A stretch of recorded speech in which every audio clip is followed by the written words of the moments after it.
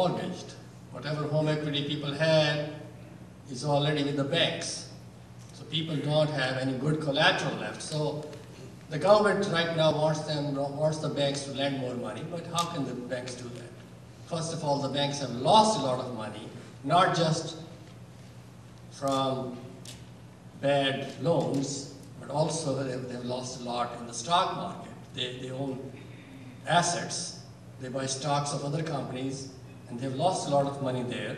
But even people don't have much of a collateral. So bringing these interest rates down is actually hurting the economy today.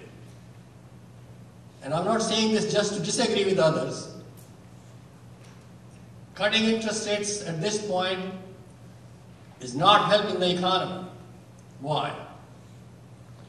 See, banks are not able to lend money because they don't have good customers. People don't have, as I said earlier, good collateral left to borrow money.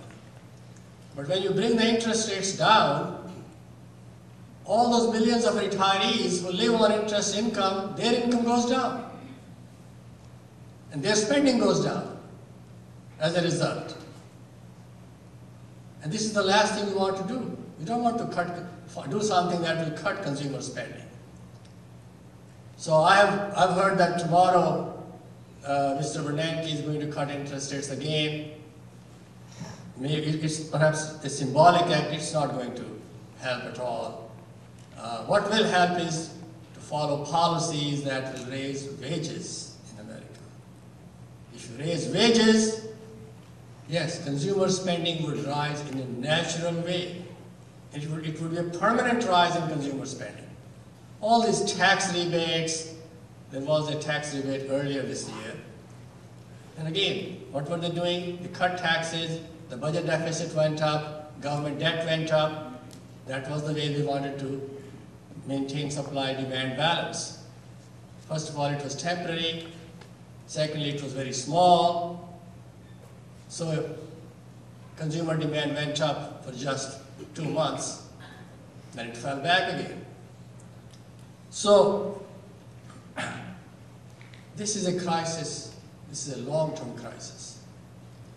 It's not a short-term crisis which you can just blow away by just cutting interest rates or raising the budget deficit. Now, it will not evaporate so soon. It will not disappear so soon because it has been 30 years in the making. Ever since Reagan followed the policy of deregulation and the other policies which opposed a rise in the minimum wage. Because of all those policies, the wages have been stagnant. Also because of expanding free trade, all those things have kept wages stagnant. And so this problem has been in the making for the last 30 years. It's not going to disappear anytime soon. And the only solution, that's the amazing part, the only solution is to raise wages.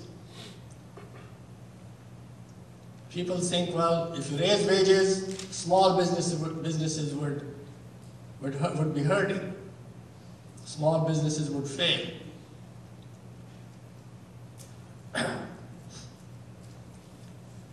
Greenspan used to say that if you raise the minimum wage, there would be a rise in unemployment. Sounds plausible, but let's look at facts. In 1969, the minimum wage in terms of today's prices was $10 per hour.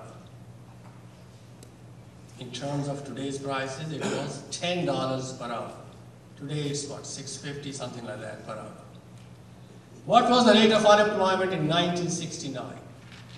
See, I selected that year for a certain reason.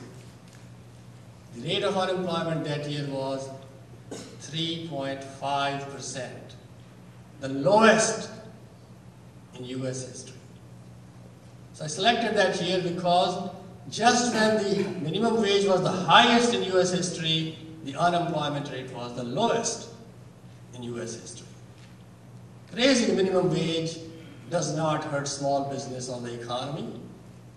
It creates consumer demand so that businesses can sell their goods. Productivity only raises production, does not create demand. And a healthy economy requires that both supply and demand are high, not just supply. In fact, when supply is too high, there is overproduction and there are layoffs, and that's what's happening right now. We have very low wages. Is the economy great? No. Debt is high and people are being laid off. Why? Because businesses cannot sell their goods. Why can't they sell their goods? People have no buying power. Wages are stagnant. So, you have to look at both sides of the economy. Supply and demand are like two wings of an airplane. If one wing is like that and the other wing is low and the plane is flying, for a while the plane will keep flying, but eventually the plane will crash. And that's happening right now. We are crashing. The stock market is crashing. Unemployment is rising every month. And things are getting worse. There is a solution, but the solution is not in cutting interest rates or raising the budget deficit. The only way to come out of this problem, to come out of this quagmire, is to raise the real wage, is to raise consumer demand. But it will not be done because this is not the way economists think nowadays. They look only at the productivity side. It will not be done. That's why I'm certain that a revolution is on the way. It would take people's revolt against a very steep recession that's coming, against rising unemployment. Then new ideas would flourish. Then changes would be made. But before you can raise wages, there has to be a total change in economic and political thinking. And that means the end of the rule of money in society, because it's the rule of money in society that opposes a rise in the minimum wage, that opposes policies that would generate a rise in the people's living standard.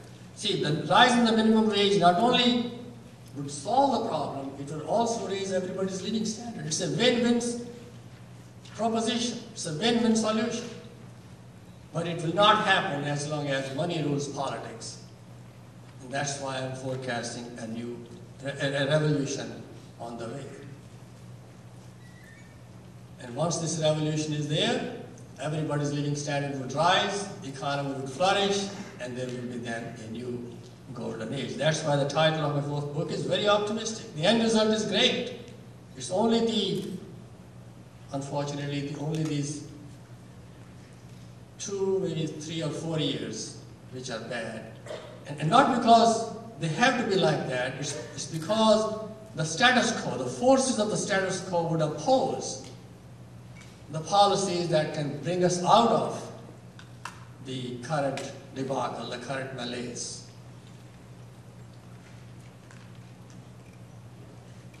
Many people ask me how I was able to make these forecasts in the past and how I'm doing them even now.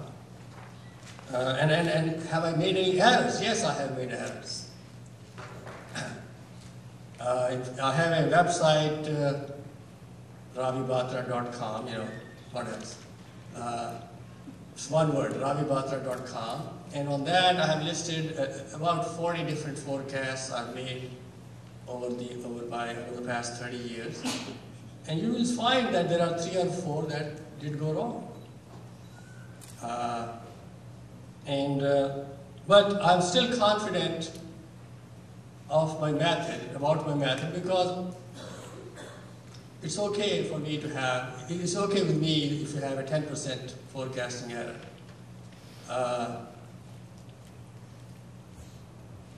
Nobody has, at least to my knowledge, nobody has a perfect record in forecasting. So